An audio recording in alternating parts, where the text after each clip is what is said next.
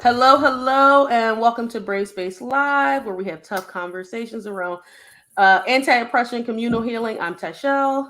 I'm a diversity, equity, and inclusion practitioner and consultant. And today, I don't have Mel with me. I have one of our fantastic producers. She's been with us since the very, very beginning. This is Joe. You may remember her from such episodes as, I don't remember what the episode you were on, but from such episodes as. Joe, introduce yourself to us again. Hi, my name is Joe, full name Jonadad, but everybody calls me Joe. I use she, her, and hers pronouns. And I am so excited to be on the episode today. Thank you for having me. I'm so excited to have you back. So I'm just gonna do a little shoot the shit. So Joe, how have you been? Because let me tell you, y'all, she has been super stressed because she works in an area that I used to work in. We won't say what school she works at, but she works at a college, and it is move-in time. Yeah. I don't miss that world, Joe. How you feeling today? No, I'm stressed with a K. I am holding on. The thread is thin. So yeah, no, but it's honestly like it's not so much the content, it's just more so the time and like being stretched in 10 different directions. But we're taking it with grace. It's only a short period of time. They'll be moved in soon and we'll breathe. So exactly. We're doing great. Exactly. I'm so happy to hear that. I remember moving so I worked at a school in New York City that I won't name, but maybe some of the people listen. And we had to get up at 6 a.m. every day of moving, and I had to wear a suit. They were like, you need to dress professionally. And I was like, to help tell people where to go and what to do. And we had to get up at 6 a.m. every day. And it was like, we called it triple F, Force Family Fun. And we would do activities literally all day until every day. midnight. Yeah. I'm removed from orientation activities now. So like, it's beautiful. I literally am I'm not doing orientation. I am just helping them like get settled and all of the things and putting out fires. But the idea of doing orientation activities from 7 a.m. to 7 p.m. makes me want to like take my hair out strand by strand. I want to mop the ocean. I would rather mop the ocean than do that. So it's choose your battles, and I know. Well, I'm happy to hear that it'll be winding down soon. The month of August is a wild month for student movement. Everybody's all excited, and then they have oh my God, Joe's here on campus. We can't wait to have her. Joe's here. What room does Joe live? I remember vividly. It's seared into my memory. So anyway, so I wanted to talk. So our episode today is about all things Black parenting, conscious parenting, gentle parenting. What is it? Let's talk about it. And we can't just talk about it ourselves because Joe and I are not parents yet, although you'll hear a little bit about my story and all the work that I have done in education throughout the lifespan. But we wanted to bring on literally one of my favorite TikTokers, somebody I don't know, I like to call people TikTokers because I think TikTok is a medium, but I wanted to bring on a person I follow. So Joy Marilie, and I'm going to read her bio because I have it up, is a former teacher, a school leader with over 20 years of experience. This is why I say she's not just a TikToker, it's a medium.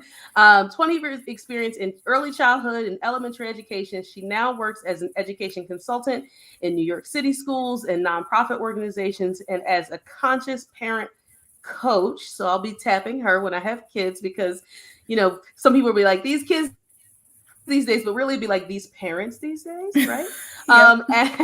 As she homeschools her own 5-year-old in the Montessori Method. And y'all know I talk about Montessori a lot, so I cannot wait to talk to Joy Marilie. So welcome, Joy.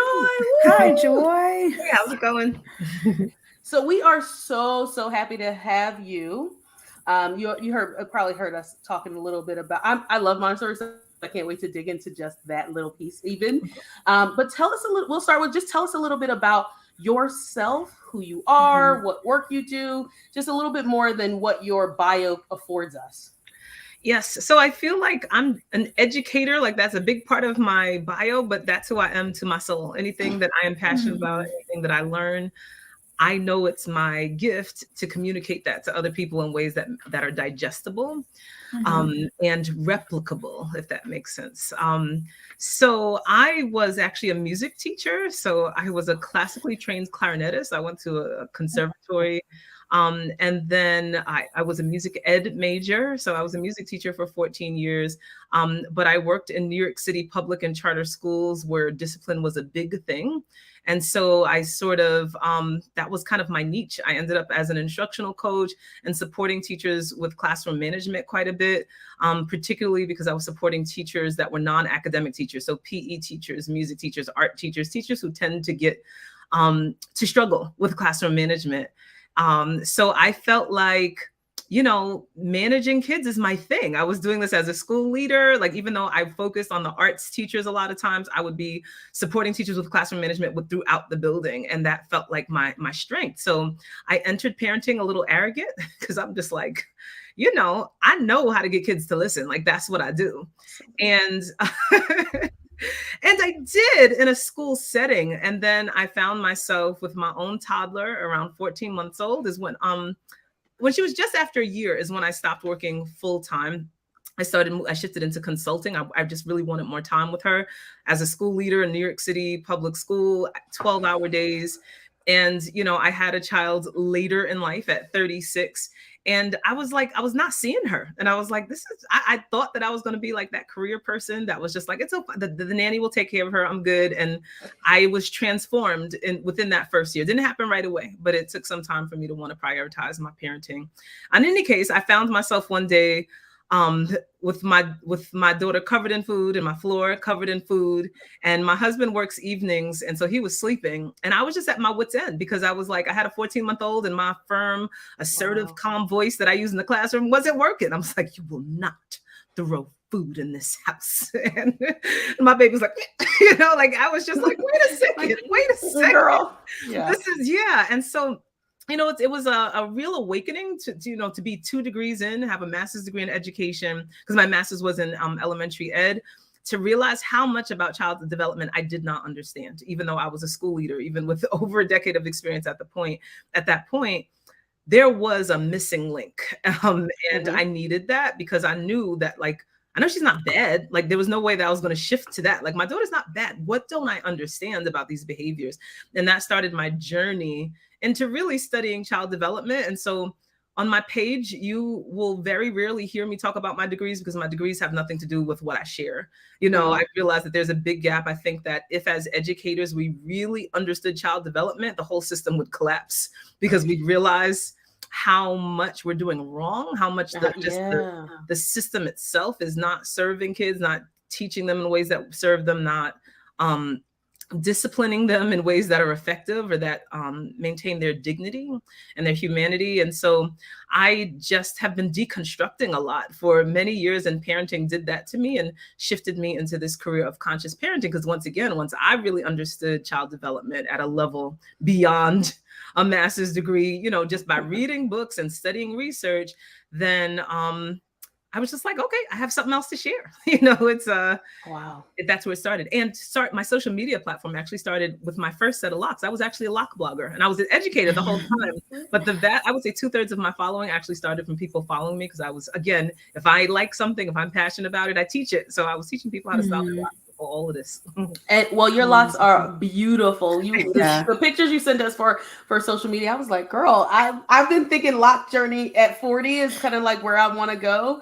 And I get inspired by people who style it. So anyway, one of the things that I wanted to ask you about to start with is that your background in Montessori, and I'll tell you why. I worked at a Montessori school for 8 years. Really? And yeah, so I just thought that was so interesting. And my Montessori journey started by happenstance. I was working at Whole Foods Market. Okay. I was 18, working at Whole Foods Market, and a lady used to come in with her kids, and I used to sit on the floor with them. And not doing my Whole Foods job, but like doing. And she said to me, "Hey, would you like to come down and apply for a job? We're opening up a toddler house at a Montessori school, and we would love to have people like you." Like she zeroed in on how I was doing my work. Yeah. Like I would explain things to them. I would let them pull on my apron, my buttons, things like that. And I went there and I walked in, and the moment I walked into the school, I said, I have to work here. And I worked there for 8 years. Wow. And I worked with toddlers in the classroom for 4 years. And then I worked in administration for another 4. And I became the person that you said. So like when children were having problems in the classroom and they were too disruptive, I would come in and I would do things like, he looks like he needs some like to get some, bodily movement out. So I would give them paper and let them rip it up and then tell them, okay, but you have to put it in this bin, or you can shred this, but this is how we do it, or whatever. And like some parents were like, oh, I love when they sit with you, or we don't do art therapy. Some parents are like super, like, we don't do art therapy. They need to be in STEM or math. And you're like, but art is a part of those things. So I love that. Can't wait to talk to you more about it. Just all of this work. Yeah. And I will say, like, I love in both of your stories about kind of what brought you here is like the curiosity in just kind of one, respecting like a kid as like a whole human being, like, you know what I mean, and their behavioral patterns meaning something. I think it's I think in kind of my understanding of childhood development or people development, it's like that curiosity modeled with like the behavior and understanding the reason why the behavior is happening is like fixes so many of the problems that we think are unfixable when it comes to, children. So I was hearing that in both of your stories, and that really struck for me too. So Joy, how did you get into Montessori at all? How did you come to Montessori, and what kind of learning do you do or work did you do with your daughter and your clients about Montessori? And then I know we'll talk more specifically about conscious parenting, but I definitely want to hear how Montessori even influences some of that. Yeah. So it started around the same time when I was seeking to understand my daughter. And because Montessori is so research-based, it would pop up.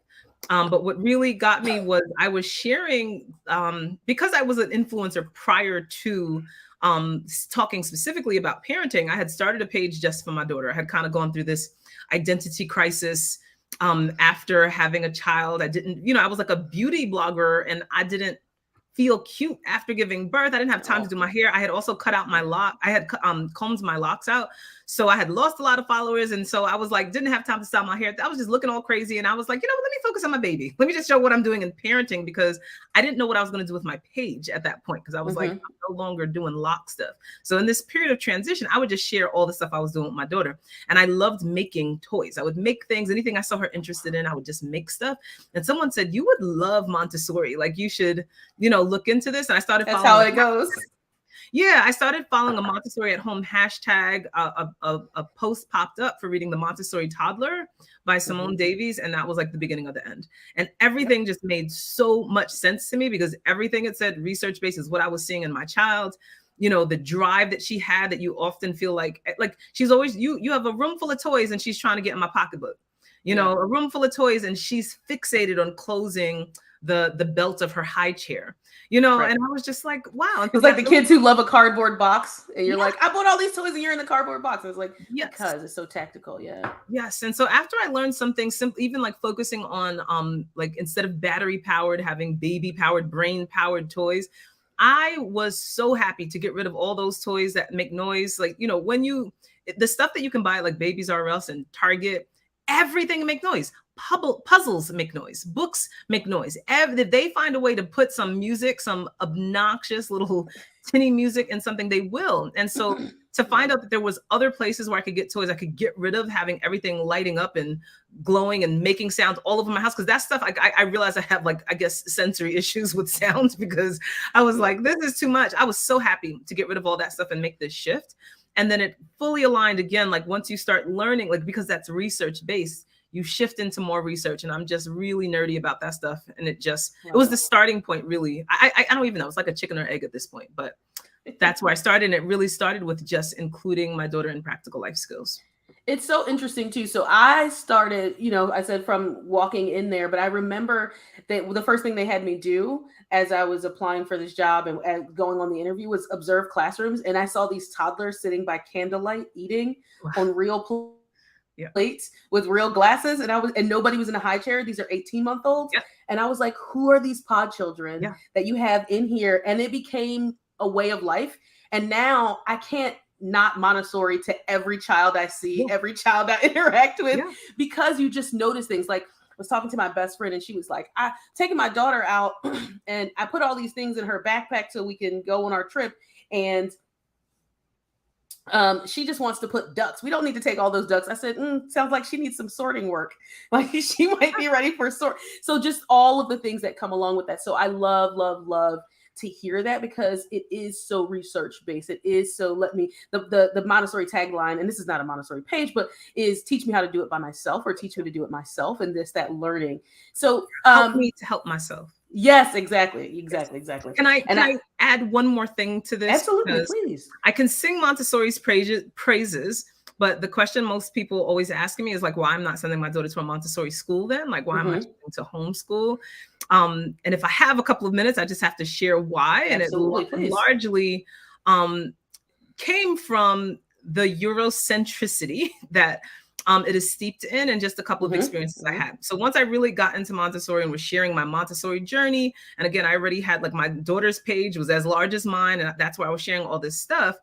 I got access during the pandemic to a free at-home Montessori class from this organization. And so they were sending me the materials. It was like every day, a couple of hours, virtual experience. Which is hard to replicate Montessori fully in a virtual experience. They were doing their best because it was weird times, right? Right. And so every Friday they used to send us the lessons or the materials that we needed to prepare for the following week. And so I'm pretty aware of most of the Montessori lessons, and saw a hair comb on the list of things that we needed for the following week. And now I know very well what that hair combing lesson is about. Anyone who doesn't know, it is a part of practical life where you're teaching children how to groom themselves by combing their hair from the ends to the roots. That doesn't work for Black people's hair texture that is natural, right? It doesn't work for a little girl who has braids and beads and twists, or a woman with locks, right? And so I had been bothered by the Eurocentricity of this lesson that had gone unmodified, even when I first read it, but now here I am face to face with it, right? And so I messaged the teacher, who had seen me on screen, seen my daughter with braids, just sort of feeling her out by saying, hey, I saw a hair comb on the list of materials for next week. Could you share with me what you're planning on doing with that? There was only my daughter and one other Black girl in this class out of like 8 white kids. And she just proceeds to like pretty much copy and paste the lesson for me to tell me what they were going to do. And it still didn't. I was hoping that it would click for her. My face would click and be like, ooh, I've never thought about this. I should come up with something. But she follows up that email with an email to the whole cohort saying, hey, a few people have asked questions about next week's lesson, and explained some other things, but also said the hair combing lesson is about, same thing she said to me, is about grooming. This is what we're going to do. If your kid's hair is not ready to be combed next week, they can just sit out and watch. And so I was just like, And now I knew that this particular day, when she told me which day it was going to happen, we weren't going to be available, but I knew that other little Black girl was going to be there. And because I am an educator, I don't have like this reverence. Well, I can't speak to the teacher, and the teacher knows better than me. I was like, no. So I felt like I needed to advocate. So I sent this very long email to her about how Eurocentric this is, and how that is not the way my daughter grooms her hair. And she and that other Black girl absolutely will not be watching that lesson. That's unacceptable, because their hair texture is different. You cannot, make them feel othered because y'all haven't thought through the fact that other hair textures exist. Absolutely. And so yes, advocacy. She didn't respond right away, but I got an email back from like the top curriculum, somebody who was like at the top of the organization, and was like, thank you so much for your email. So I'm actually a Black woman with sister locks myself, which already like baffles me that there are Black people in positions of leadership that still haven't questioned this lesson.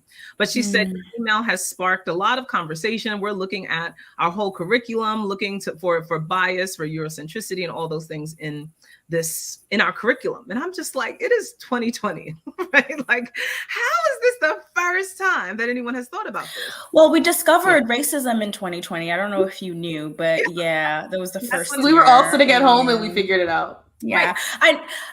I wanted to. I don't know if it's okay if I go into the next question, but this really sparked something for me in like accessibility. Like, is the concept of conscious parenting or Montessori is the reason why a lot of Black folks or the Black community or communities of color are not engaged, is that it's not as accessible through the research piece and then also through the Eurocentric piece. And I wonder if like you can talk a little bit about that too, or your perspective on it.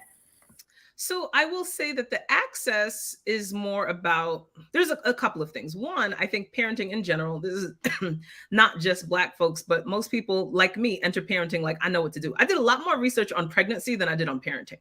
And so I think that's the thing, is that people just feel like this is something intuitive. And then there is, I think, a talking point you also hear, like, I don't need to read no books to raise no kids, right? Like, this is not a thing. There's no books for how to parent, and also this right and wrong way. And so indeed, this is true. There's not a right and wrong way, but there's some research that can guide you to some ways that are more or less effective, or more, or that better, or that better serve your children or harm them. There's research and fact-based data around that. So that's one, is that I think just generally people don't research parenting. But then another piece of access is price point. Montessori schools for me in the Northeast, $30,000 to $50,000 for preschool. And so, yeah, that is completely inaccessible. And so that was that when people ask me about why I don't choose to, put my daughter in a school, one is accessibility, right? Like the price point. Two is just the quick tail end of this story is that I shared this story on social media, centering whiteness in a Montessori classroom. And it just went like viral in the Montessori world. It went everywhere. And this woman messaged me and she's like, I'm on the board of directors of this particular Montessori training center. And we saw your video.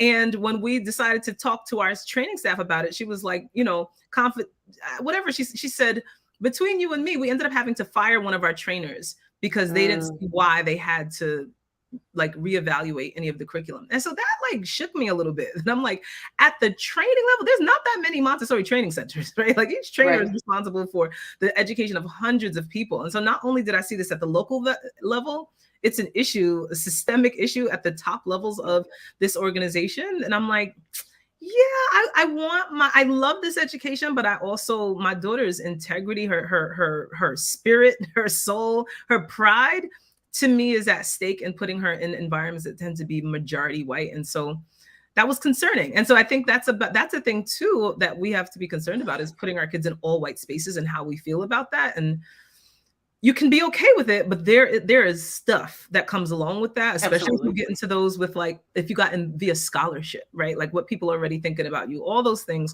are a concern, but it is an accessible concept once you understand it. And the reality is that most of the things that are Montessori stem from indigenous practice. Having your kids right up next to you, working alongside, doing what you do, is not wealthy white ideals. Absolutely not. They wanted to make sure that their hands weren't calloused, right? Like we don't do work. We don't, our kids, you showed your signs of wealth. The less you did, the more affluent you appeared, or the more you could prove your status. Having your kids get in and be part of the family and part of the work is indigenous and African ancestral practice. And this is a return to it. So it's not theirs. One of the things that you said really strikes me about the beginnings of Montessori. So Maria Montessori was a first female doctor in Italy. And she actually started doing it because of poor and children who were intellectually disabled, because at least labeled. She wanted them to be able to live labeled that way. She wanted them to be able to live their own life. And it's interesting because one of the things when I've worked at like I said, a Montessori school for 8 years, and we were sister schools to, I'm from Philadelphia, so in Philadelphia, Quaker schools. But one of the things that was really interesting and that I follow is a school called Seneca Village Montessori, and it's a Black African based curriculum. So if you don't know them, you should follow them as well. They are fantastic in centering how they do the work, and very international, because that was something that came up for me. Not that this conversation is just about Montessori, but the Black parents would come up to me and be like, they would look at me with that look that Black people give each other when they're the only people in the room. They'd be like, don't, because there was a little girl who got sent out of the classroom a few times, and her parents came up to school and said, hey, just on perception, this won't be okay for her. And they were like, oh, well, she's disruptive, so we sent her out of the classroom. They said, I don't want her to internalize being sent out of the classroom when there are no other people in the classroom who look like her.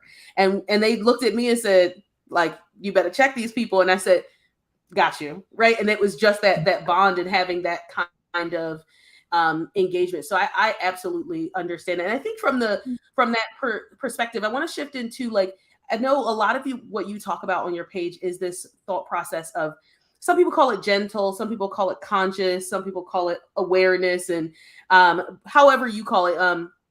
What is conscious parenting, and how, I would say, what are some examples of how that lives in the parent-child relationship or the family dynamic? So a lot of these labels are all synonymous, and people choose labels that resonate with them most. But at the heart of it, I would say, it is authoritative parenting. And as much as people think the word gentle means there is no authority at all and present in the relationship, but I would say authoritative, because authoritative parenting is described as, you have high standards and expectations for your children, but you also have high levels of support for them. So if your child is displaying a behavior that is undesirable, you're going to hold them accountable for improving that behavior, but through supportive measures, through understanding where they are. And so the reason why the word conscious resonates with me and why I use it is because the word conscious means awareness. And so for me, I break it down into a couple of areas. That one, I'm aware of what I'm bringing into this parenting relationship, what I'm bringing from my past, from my own experience of being parented into my parent-child relationship. And that is a lot to unpack for many of us, because when you don't unpack that stuff, you repeat cycles, whether or not they best served you or not. And those things have been normalized to you, so you replicate them whether or not they have best served you. The second piece is bringing an awareness to child development, understanding children's behaviors. Nothing is about their character. We tend to label kids as either good or bad. You're lazy, or all these things are character traits. And when you really understand behavior and child development and brain development, then that awareness helps you to respond differently and parent differently. And then the final one is an awareness of who your child is as an individual. Because as much as we can look at charts and graphs of trajectory and expectations for a particular month or age that your child is, who they are individually and who they show up as also needs your support. And once you are aware of who they are as a whole ass human being who is separate and apart from you, then you can work toward helping them develop into the best version of themselves instead of the version of a person that you've hoped for. Yeah, the last piece like resonates with me so much, because I was born in Haiti and came here, so I'm an immigrant to the U.S. Or in the U.S. And the way that I was parented, I'm the oldest, and it's funny because like I'm not a parent, but I'm the oldest of 5 in a Caribbean household, so technically I'm a second parent. But this idea of gentleness, a couple of things, like this idea of gentleness when it comes to kids is, to me, like the pushback for it is so weird, because don't all kids deserve gentleness? Like, don't all kids deserve like that intentional nurturing? That's a whole conversation for another day. And I think this idea of just like, I turned out okay, for a lot of people who weren't parented in a gentle manner, is like a whole thing, because they don't want to deviate from how their parents parented them, because what does that say about their parents, right? And then also, I think bell hooks really changed my perspective on like parenting and like how we view children in society. Children are human beings. They do have rights. They do have, like, they are like their own person, right? And I think sometimes I see parents who are so busy trying to mold their kids into who they want them to be and not necessarily nurturing who they are. And that does a lot for like a child's like self-esteem, their motivation, like who they are as people when they grow up into adults, and like how they form, mental health concerns also can form from that. So I don't know. I think in the past couple of years, I've been thinking about what kind of parent I want to be if I choose to have children. But then also in contrast to like how I was raised, One of the things that you said, both Joe and then Joe and Joy, that really struck out to me. So my undergrad degree is in psychology, and it's in 0 to 5, so developmental psychology. So when you talk about authoritative versus authoritarian versus passive, that kind of parenting is so interesting to me, because people think about children, like think about this conscious parenting as like I'm not going to do, and we'll talk a little bit about discipline in a second, but I'm not going to let my children walk all over me, or things like they want a 2-year-old to sit quiet for 3 hours, and you're like, have you ever been to a staff development day at work, and by the 22nd minute you're looking at the clock like, I need to get up and get some water, I need to walk around, I'm falling asleep, I need to go to the bathroom. So why would you expect a child who has not learned that they have to sit down, doesn't have that full impulse control with that frontal lobe, that cortex and things, don't have that they would be able to do that, and then you want to strike them? Which I'd love to hear your take on how conscious parenting intersects with discipline, because often people think, well, I'm not just going to let these kids run rampant in my house. And then one of the other things I want to talk about a little bit is this thought process of bad children, that really, really gets me. But I'd love to hear your thought process on how conscious parenting intersects with discipline, and how you are able to discipline, and what even is discipline. So the word discipline has over time become synonymous with punishment, and that's not what it is. So when people, look at, all of these different progressive parenting labels and don't see punishment, particularly physical punishment, used, they say you are not disciplining your children. And so people in my space are trying to reclaim that word discipline to its original meaning, which its Latin origins is around teaching and learning. So if you think about a disciple was a student, they weren't a recipient of punishment. The Latin origins are like, it's like disciplina and discipulis, and one is to teach, one is to learn. And so when we discipline, you are actually teaching, and a disciplined child is a person who can utilize that knowledge independently. If you think about the discipline in a college setting, right, it's what you study. And so like this word got warped into being equivalent to punishment, right? Yeah. And so, and that's over time. And it's not that it's misused, because the word is synonymous at this point. But when we talk about discipline, we're talking about teaching. And so absolutely conscious parents, as I mentioned, are using discipline, but also reframing it. Like when we tend to look at children as this whole other species, right? You discipline children is something that you do to them, but a disciplined person is not receiving anything, right? A disciplined person, when we talk about that, is a person who can do something independently, right? Oh, he has so much discipline. He goes for a run every morning, right? She has so much discipline, whatever it is that they can do consistently on their own. But also when I talk about discipline, it is not something that I'm doing to a child. It is something that I'm working for my child to possess. Independence. And so that is where it aligns with Montessori as well, right? Is like building that independence, building skills. You have to think of behavior in terms of skill building, not character. Everything, all behavior is about skills and needs that need to be met, and people expressing or trying to get those needs met with the skill set that they possess currently. And I could make this parallel in terms of even criminal behavior, right? We look at, a community that we know poverty and high crime are always correlated, right? But then people want to assassinate the character of those people in under-resourced communities. And so even when they are punished, they come back to the same under-resourced space, and the behavior continues, because it was never about they just needed to be corrected and, their character would be corrected through these punitive measures. It's that they don't have the access to resources that allow them to do any better. They don't have the skills, let's just say, because they had a poor education that gives them the skills to access opportunities beyond that community that will allow them to make better choices. It's about skills and about needs. And the goal of a conscious parent is to fulfill needs and to teach skills. Oh, I love that intersection, because I go back to Montessori in my mind as well when we're thinking about how we solve conflict and how we engage and how we can engage children for where they are, and also not. So I think in two things, people think children are this completely other species, or they think they're just mini adults. Yes, but they're not developmentally there yet. Yep. And even if sometimes if you strip away some of the clothing and the job titles, you'll see that a lot of adults haven't been parented or grow through all of the things that they may have needed to get them to be a disciplined person. So when I think about that, it really resonates with me. Also because when we're thinking about punishment, it's so temporary.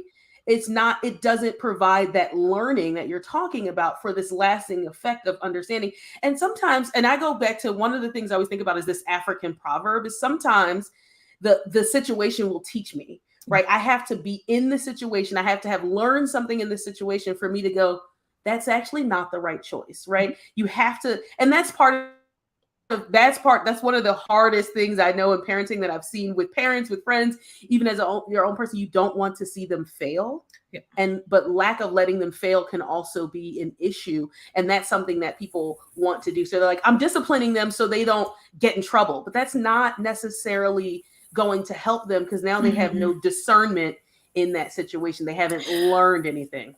And they also can't be held accountable, because when you're looking at accountability and discipline, in a lot of ways they coincide. And like an adult who was disciplined harshly or not disciplined in a gentle, understanding and nurturing manner cannot be held, or a child cannot be held accountable as an adult, understanding that like it's coming from a place of care and coming from a place of like wanting them to grow. And I think also too, like, I think sometimes and Bell Hook talks about this too in All About Love, is that we raise children to prepare them for a harsh reality that they'll have to face as adults. And we don't necessarily give them a chance to like be children, or, you know, have a curious mind or a childlike mind, because we're so busy trying. And I think about this too for black folks, and particularly for me as an immigrant, of just like my parents were raising me to prepare me for the realities of living in the US, right? And those realities are not cute and, you know, gentle and holding hands and all of the things. They're harsh, right? You have to work 10 times harder, you know, to get, you know, 1 inch, you know, to your, you know, white counterparts. And I think we get so caught up in that cycle of trying to raise children to prepare them for reality that we don't necessarily nurture them as like kids. We don't give them time to be kids. And now the same adults are now trying to nurture their inner child, and, you know, nurse their inner child, because they just never really got the chance to like get that as children. Absolutely. There's so many things that you all said. I'm kind of taking notes. One to your last point, I think about, you know, this, I've done several videos recently on preparing kids for the real world and being harsh on them so that they're prepared for the real world. And what that actually does is just normalize harshness. It normalizes abuse. It normalizes oppression, instead of helping them understand like what love feels like. If you are in an environment where someone hits and yells at you every time you make a mistake, that becomes normal. It doesn't prepare you for it. It makes you accept it as normal. You don't see anything wrong with that. So when you are in a romantic relationship and that's how your partner interacts with you, when they're upset or frustrated, then that's normal. You think it's normal for that to be how you should respond, because you don't have the skill set. You haven't seen anything else. All of that is normalized. It doesn't, you know, and that's the other thing that's a very colonized mindset, is to prepare your kids to endure. The world is hard. I want to prep you to endure it, instead of recognizing that this is unfair. Like, I don't want to be here. And so I will say that without the label, I was raised by a conscious mom, whether she realized it or not. And when I look at the difference between like me and how my husband were raised, and just how we moved differently, like when it was time for high school, how I made all these independent decisions. I just did what needed to be done. And he was largely leaning on his mom to tell him what he should do, right? Like it took years to come from out of that. And it's because I was trusted to make decisions and given autonomy and trust. and didn't have like the fight wasn't beat out of me, to feel like anything I thought was wrong, or that like, adults always knew better in every situation. But as you were saying this about like this gentleness, that softness, it makes me think of a boxing ring, right? Like in the midst of a fight, when things get really hard, like they can go to the corner and get some relief. Somebody is patting their head. Someone's giving them some water. They have a relief, and that pumps them up to face the reality that they're like the battle they're about to face, right? They always come back to a place of support and calm and caring, right? Even if they're yelling at them, it's just like, you got this. Someone is building you up in a literal fight. That is what happens. But somehow in or a literal professional fight, that's what's happening. But for our children, we're like, no, got to be hard. They're hard. They're hard everywhere. That's the only way you endure. And it doesn't make any sense except for, a colonized mindset, let's just say from enslavement, where there were no alternatives. Freedom was an alternative. There was no alternative other than enduring. And we've moved beyond this. Not to say that everything is great, but we do have options to resist. You don't have to accept a job with an oppressive boss. You don't have to accept that. You can go somewhere else. You don't have to accept, like kids who are in like classrooms where teachers are cursing them out or saying racist things. They got them on camera now. They're calling them out. We're like, we don't have to tolerate this. This is wrong. Those are kids that understand this is wrong. Not like, I bet it's the kids who are not saying anything, or the ones who are scared that they're going to get in trouble because when they tell their parent that a teacher did something wrong. But my husband told me that when he was young, a teacher slapped him in the face because he cursed in the classroom, but he was scared to tell his mom because he knew his mom was going to be mad at him. Do you know what I mean? And that's the problem. It's normalized. Like, well, I deserved the slap, right? Like, and that's what that kind of parenting normalizes. One of the things that you said that really resonated with me about that boxing ring, and thank you, I love that mind metaphor, is that like you shouldn't be your child's first bully. Like that, like they don't need you to be a bully for them. And oftentimes to learn. Parents are their child's first bully. Yeah. And we don't need that. And it's this other thought process, because I was raised by a mom who was unconsciously doing conscious parenting. She was like, I want you to have a voice. She didn't. Like she was raised in a Christian household. She didn't get us baptized because she wanted it to be our choice. Sometimes she says, maybe I shouldn't let y'all talk back as much as y'all did, because now y'all, as adults, we're getting her nerves. But now she's like rediscovering that relationship. But I didn't do the other thing I love about this conscious parenting and Montessori method and all of these things that we're talking about is that I didn't do anything that I did in my life to please my parent. Right. I did it all from this intrinsic thought. I didn't go to college for my mom. So was she disappointed when I decided not to go away to school and instead go to community college so I could transfer into a different school? She was a little disappointed. Like she was so happy to say that her child was going away to college. But I said, Mom, it's not. And I literally remember saying to her, Mom, it's not about you. It's about what I want for my life. And she accepted that because she made me my own person. And I think I got to have a breadth of thought process in so many different areas because she allowed me that space to do well and fail. Yeah.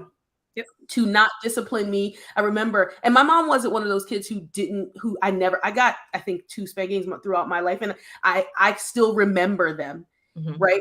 But my mom, I remember the first time she said, I'm not going to hit you because if I hit you, I would hurt you.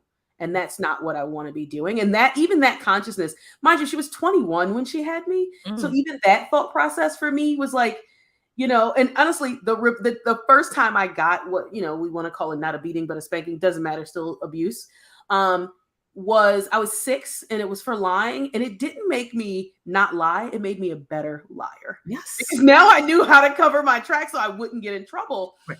And it also scarred me because like now I got spanking for not lying about eating pancakes or something. And now I can't look at a stack of pancakes the same way. Like and I was 6. Right. And that's 30 years ago. So for me to think 31 years ago, but I think about when we're talking about that. And one of the things that you said that helps me want to transition into this other thought of this colonized mindset is Dr. Joy Marilie post-traumatic slave syndrome. And she talks about Black people calling their children bad as this direct connection to slavery. I'm going to call my child bad because if I call them good and beautiful and nice, you're going to take them away from me onto another plantation into a house. So I'm going to say they're bad and they're stupid so that you are not thinking about them, and maybe you'll go bother somebody else. And we have that mindset of saying they're just bad, they're just whatever, instead of really investigating what they need, who they are. And this, I think it follows us without it's like a cloud following us without us knowing that there are other options. So you could talk a little bit more about how conscious parenting is not like white or colonized parenting, and how that the links. I was literally just watching your video, and I was watching the video about was it Dr. Stacy? I think her name was. Yes, Stacey Patton. I was watching her video, and I literally sent it to all of our producers, like, listen to this podcast with her and Torre, because of that same mindset. So I'd love to hear some of your takes on this conscious parenting and how it intersects with colonialism and this, white world. There are so many ways. I love Dr. Stacy Patton's work, who was in that interview. And so she has a couple of books. Let me see if I have it. This is one of her books for anyone who knows, because I have it here. That's how much I love her work. Why Whooping Black Children Won't Save Black America. But she talks about one that there's no historical evidence of West Africans using physical violence against their children. And that's a big thing for people to understand, that most of what we've learned that is considered traditional Black parenting is actually a descendant of enslavement, of colonialism, of white supremacy, that and that they've spread throughout the world, that the way to control a body is through violence, right? Like, that is the history of this country. And so when in that interview, she says, one of the whitest thing you can do is beat a Black child. And so she has so many quotes that I think are brilliant. But one of the things she says is that, one, beating Black kids has not led us to the promised land. Like, look at our statistics in every way. If you believe that all Black people are beating their kids behind, what metric of success can we use to see the success of that parenting style? Like, right. Where is it? Where is it? Oh, my child didn't go to jail, but it's like, but that's also not the metric. That's not success either. Right. And so the metric of success is also rooted in colonialism. It's in our ability to produce, right? Like, I have a job. I have a good job. Like, most of the time when people say I beat my kid, and they're a doctor, right? Because they can produce, they can labor in a high paying profession.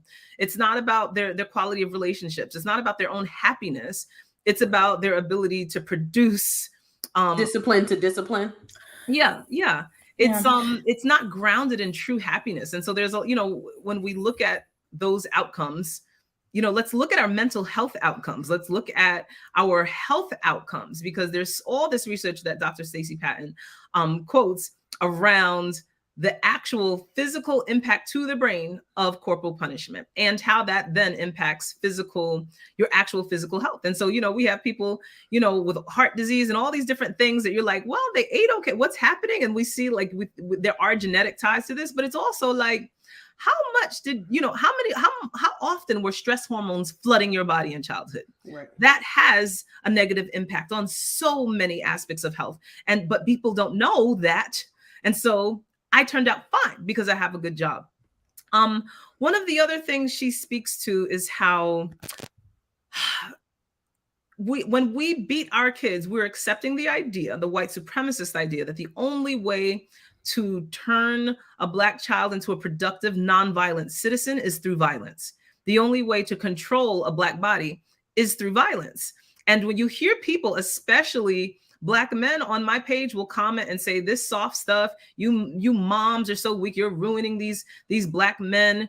If I wasn't beat in childhood, I would end up in jail. I would have been in jail like the other guys in my neighborhood if my mom didn't beat my behind. And it's just like, so you believe that you were inherently criminal, that without violence, you ultimately would have ended up in prison. That is, without saying it, that is what you have internalized about yourself. And that is what white people have told you about yourself. And this is how white people have justified our mistreatment, right? That without controlling y'all violently, you would be raping our women. This has been the narrative, and we have taken this on. We usually say, I'm beating his behind to keep him out of jail. That means you believe that your child is inherently violent and criminal. And that is, if that is not the epitome of a white supremacist idea, I don't know what is. That resonates so deeply with me, because the thought part, and we can see that from all the things that just happened in Alabama, that like sometimes it's not about who is inherently criminal, right? And I think this idea of what is discipline or what is whiteness, and us trying to get there or be there or mimic. We don't, and I think this is one of the things, and this kind of goes outside of the parenting realm, but into the full historical realm of race, is that we don't understand how violent slavery was, right? And I think whenever people say they want to learn about like race and racism and all the things, the first thing I tell them is to read the Willie Lynch letter, because in the Willie Lynch letter, it talks about breaking a slave psychologically for 400 years so that they can break themselves. And I think that goes right in line with that. So you don't have to physically discipline them anymore. You can colonize the mind and tell people that they are bad, they are inherently this and that will keep them saying, well, let me control this population by doing these things. So for me, one of the things I wanted to ask is like, why do people think that gentle parenting is parenting like a white person in general? Not just the part of discipline, but parenting softly. And I don't know, I wonder what that says about how we think about Black community. The video I literally posted today speaks to that, because someone accused me of trying to teach people to parent like white people, or accused us, me and the collaborators I did with Dr. Raquel Martin and Destiny Ann and I just did a video. And this, person says, I agree with everything y'all said, but spanking kids, that's necessary, right? And she's like, because you're going to enrage, like, don't you see how white people are raising these entitled, bratty children who don't know how to consider other people? She's like, look at these Karens who are willing to, see a Black man die because they don't consider, other people. And I was just like, there's so much to unpack there, because again, they see that as a result of gentle parenting, of not being beat, is why we see these behaviors.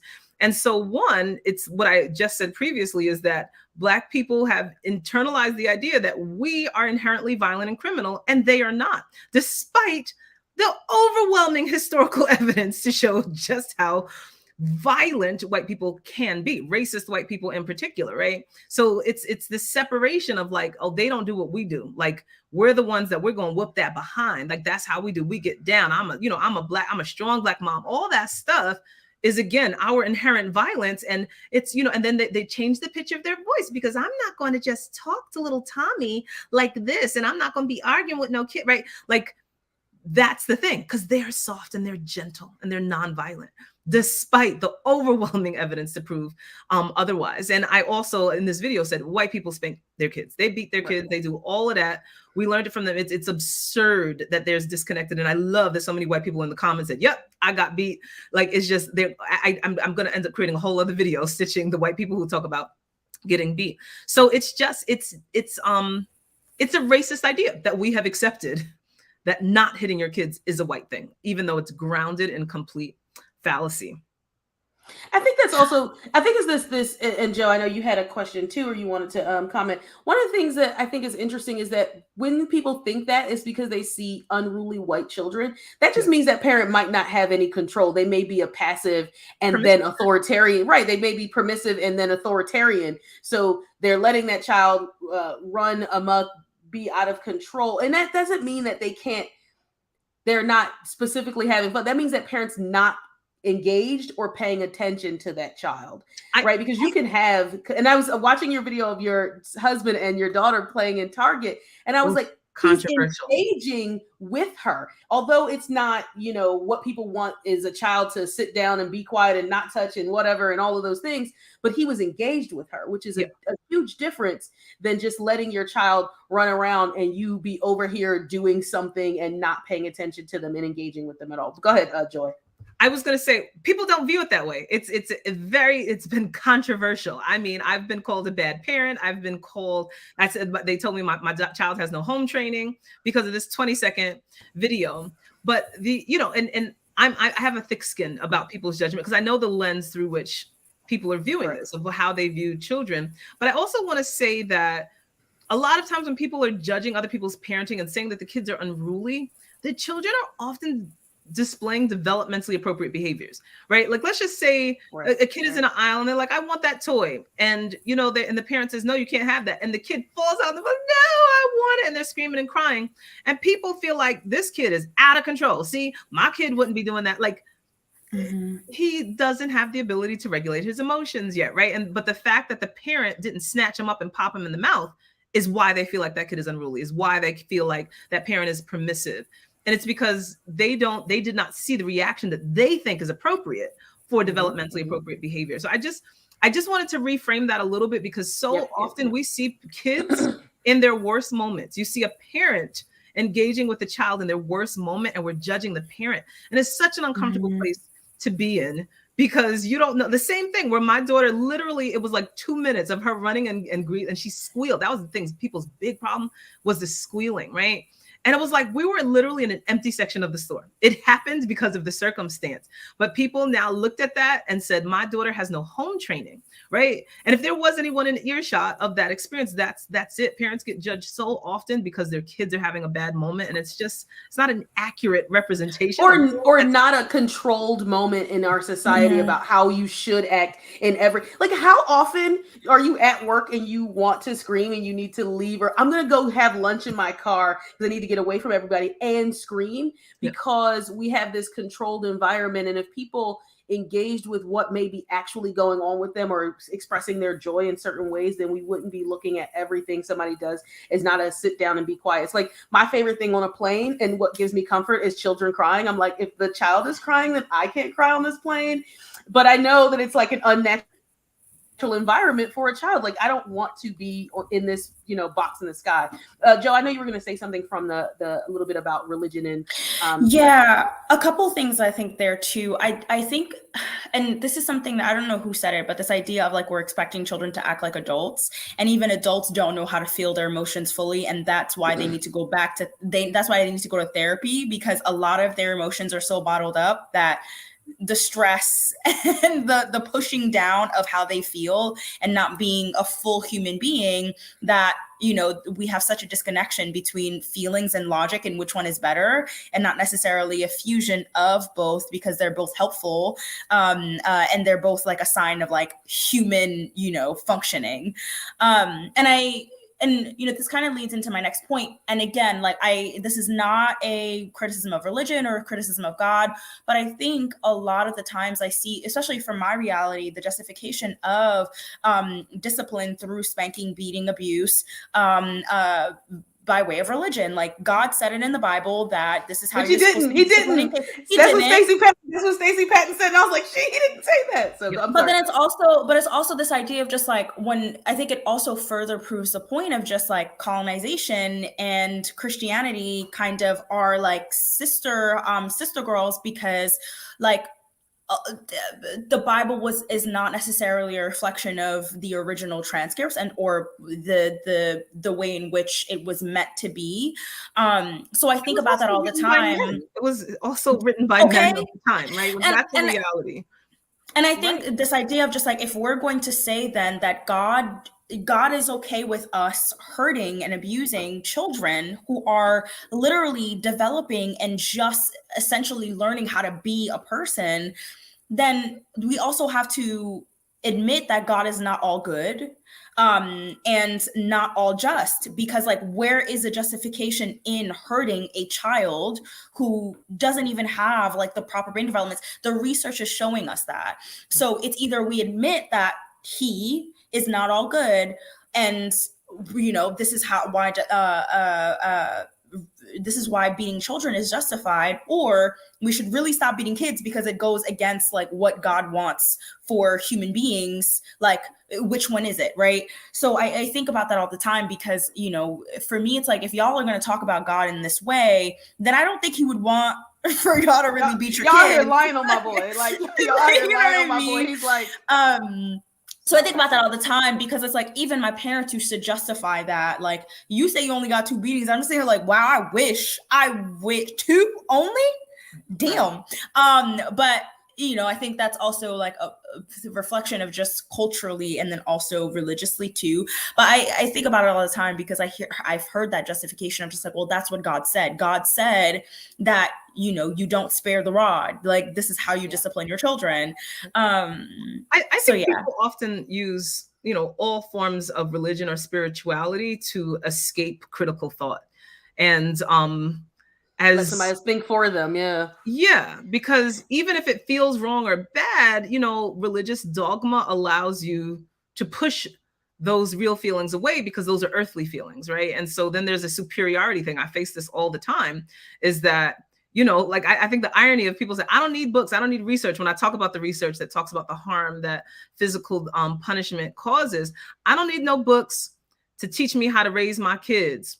But the Bible says, and it's like, wait, hold on.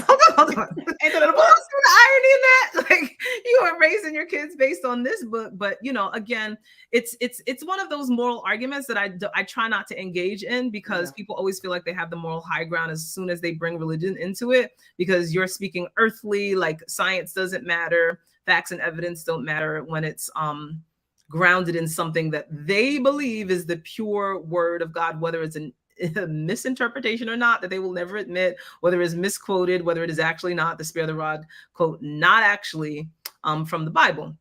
It's from a poem, but it has been widely circulated. So anyway, oftentimes I'll just push people and be like, what's the passage? Where's that? Right. And then bring that in, right? Like, have that conversation about where that is. And then you get people to go, well, and then that's the other thing when we're talking about books of the Bible, the books that are left out, which are almost always the female books. And then also when things go from Bible to just church doctrine, where like, there's so many religions that the Bible doesn't say you can do this, or whatever religious text that you use doesn't say this, but somebody along the way said it and it's spread to everybody. And now everybody does that. And that happens in so many different areas. So I wanted to, because I know we're running up on time here, I really wanted to get your taking your, if you're speaking to Black parents who are about to embark on a parenthood journey, why is conscious parenting important for Black communities? Why should we consider it, and how can we get into it?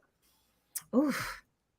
I feel like that's a big last question. I'm sorry, but yes, I know. I want people to embark on it because it's so important to me. And so I'm gonna I've sent numerous videos to friends of mine who either, no matter what the race, honestly, but who just had children, who want to have children, who spank their children. I just do a little pop or whatever. But why is it important, and how can they do it? I think for Black people who value their Blackness and value Black culture, I have to be specific about that because there are some people who that is not necessarily their priority. That, this parenting style is a pathway to liberation. We have been groomed and indoctrinated into suppressing everything. Like that, the same video that you're referencing, so many people are so upset by my daughter running in a space where there is no victim, right? Like there's nobody, she didn't hurt anybody. There was like literally no one there, but you can't do that. You can't do that. That's not appropriate. That's not right. And I think it's part of a decolonization process. Your value in life is more than what you can produce, is more than your ability to obey. And that is what we put on such a pedestal, is that your ability to obey is the highest virtue. And then we have to ask ourselves, knowing historically what we have been through, why do we believe that our ability to obey is a virtue? Who taught that to us?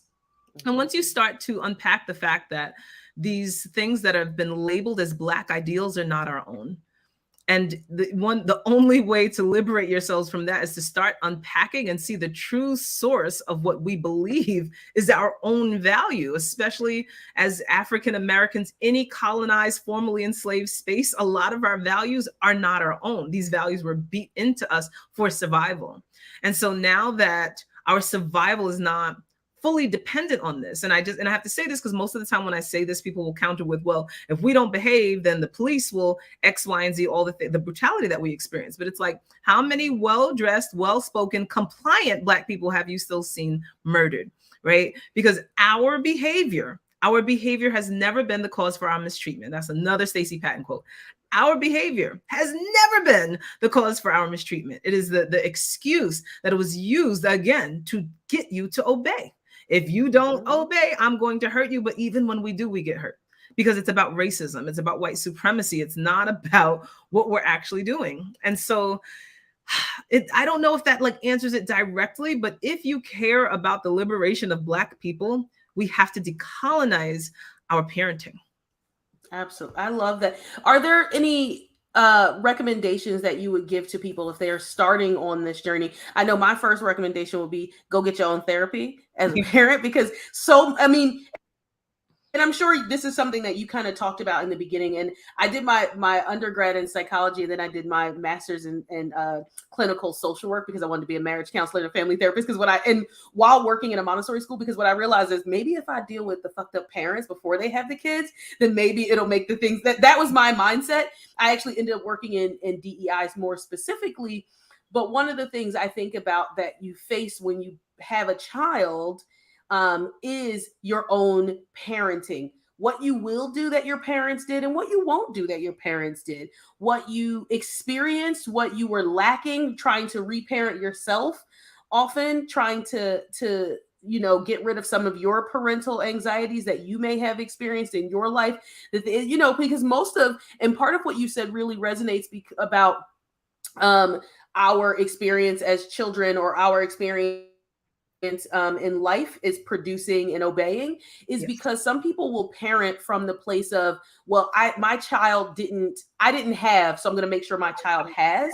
And I think that we want our kids to have abundance, and not just like, I know I have traumas, and like one of my traumas is like I buy toilet paper in bulk, because we had lived in a house of 4, and we were running to the store to get one roll of toilet paper always.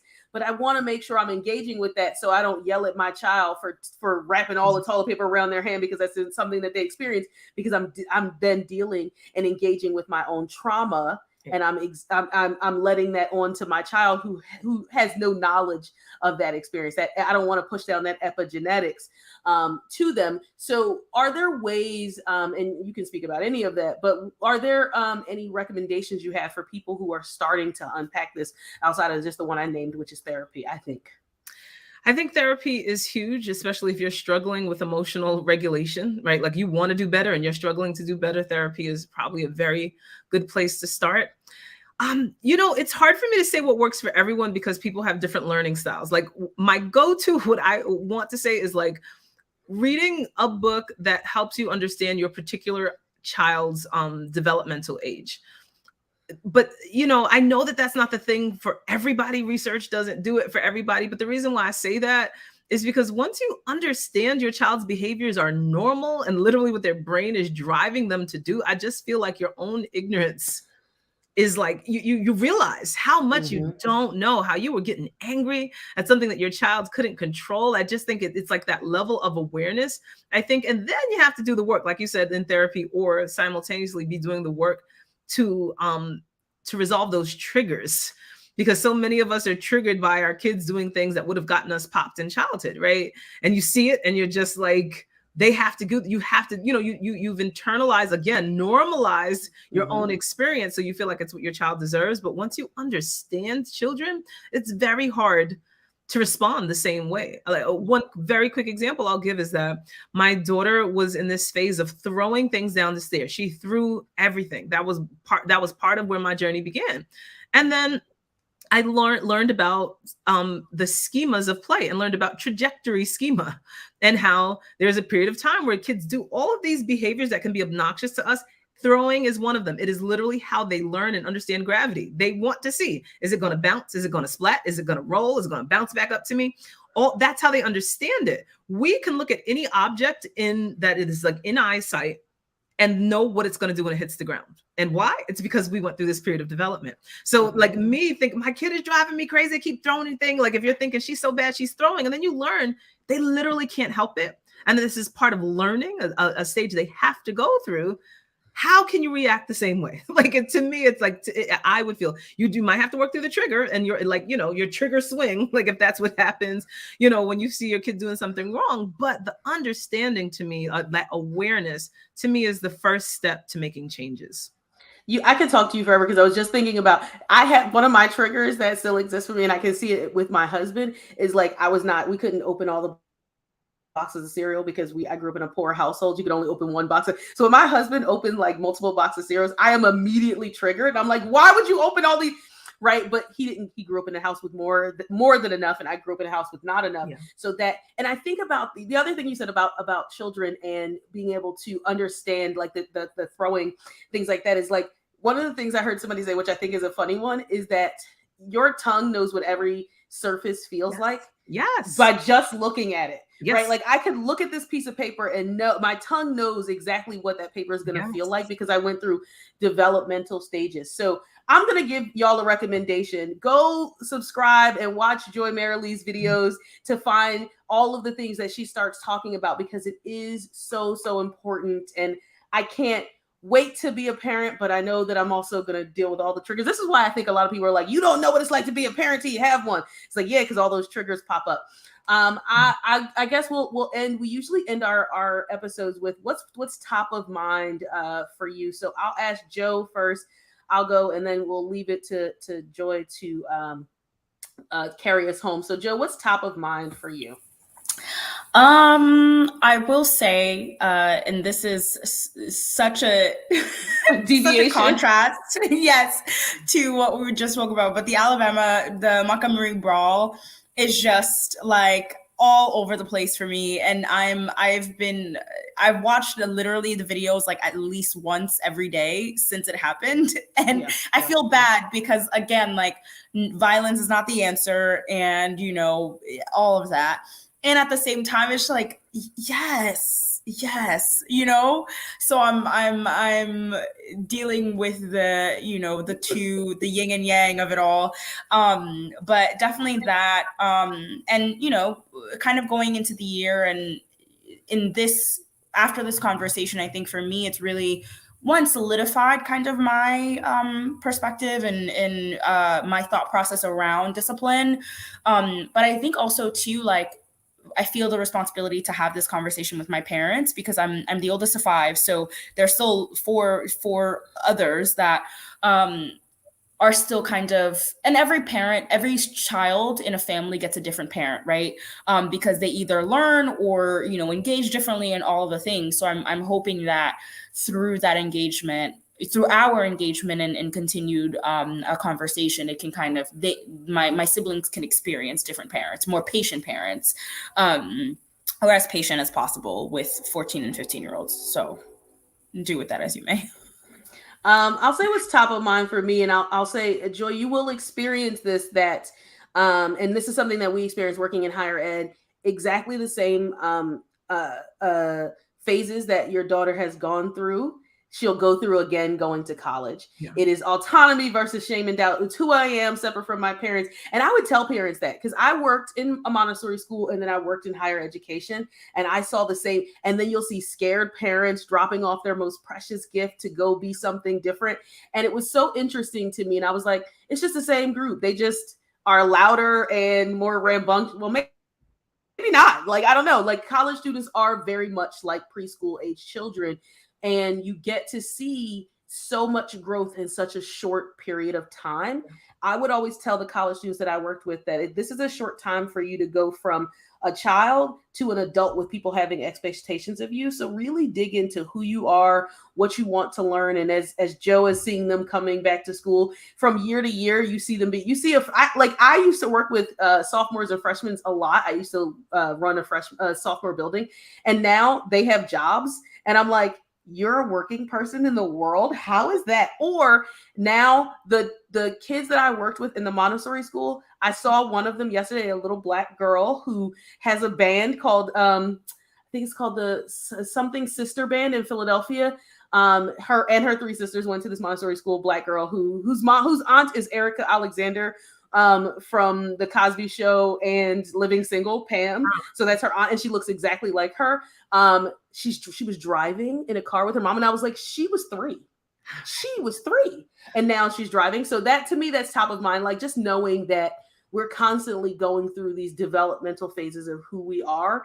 Mm-hmm. And parenting is not just a developmental phase for your child. It's also one for you. and who we are. So I'm looking forward to that as I hope to embark on this journey to parenthood as well. And Joy, what's top of mind for you? And thank you so much for being here. But yeah, I love this. Thank you. Oh boy, I feel like it's so nerdy because it's related to what we talked about, because before I got on, I was recording a video based, for social media, along the lines of this topic.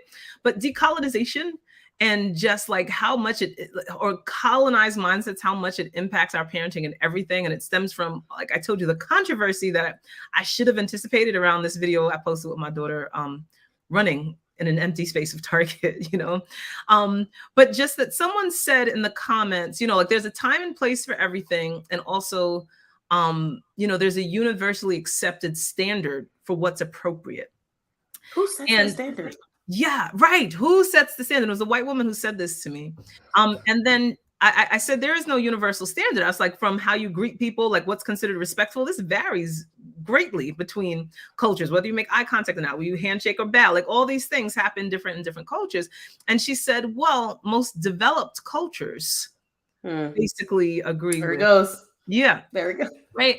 And so I was just, there's so much to say there, but the idea is that it, coming from a white woman, what her standard is, but the fact is the vast majority of the criticism was coming from Black folks. So again, right, who have internalized this standard of what's acceptable and not. And it made me just think about like all this deconstructing I had to do after college and after being trained in classical music, and and just really and through the Montessori, all these things. I also was raised in a predominantly white church, and so my experience was very different. And so I have been steeped into these European ideals in one way of like being reserved and restrained and quiet. Like thinking about classical concerts, you're not allowed to clap until the very end, right? Which we're seeing in graduations now. Yes. Don't clap until the end, or I'm not going to give them their diploma. Yes, all of these. I'm sorry, standards. I can talk to you forever. Yes, and so like in knowing so much about like European aristocratic art, right? Like that is what it is. Everything is measured, everything is planned, everything is not expressive, nothing is improvised. There is no freedom of expression in this culture, right? And the more you knew how to operate within that, the more refined you were considered, right? Your ability to restrain yourself is the value. It is what the elite do. And whereas you look at after college, I studied West African dance, look at everything is different. There's no conductor. The audience can dance with you. Like there is a communication on stage between performers, right? If another dancer likes what another dancer is doing in the middle of a performance, they can shout it out, right? If the drummers like what the dancer is doing, they can shout it out right in the middle. If the audience change course, yes, right. The same thing with in Black churches, right?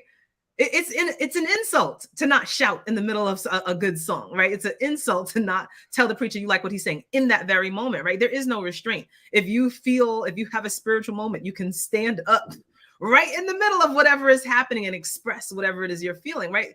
Unrestrained joy and freedom of expression is indigenous and it is ancestral.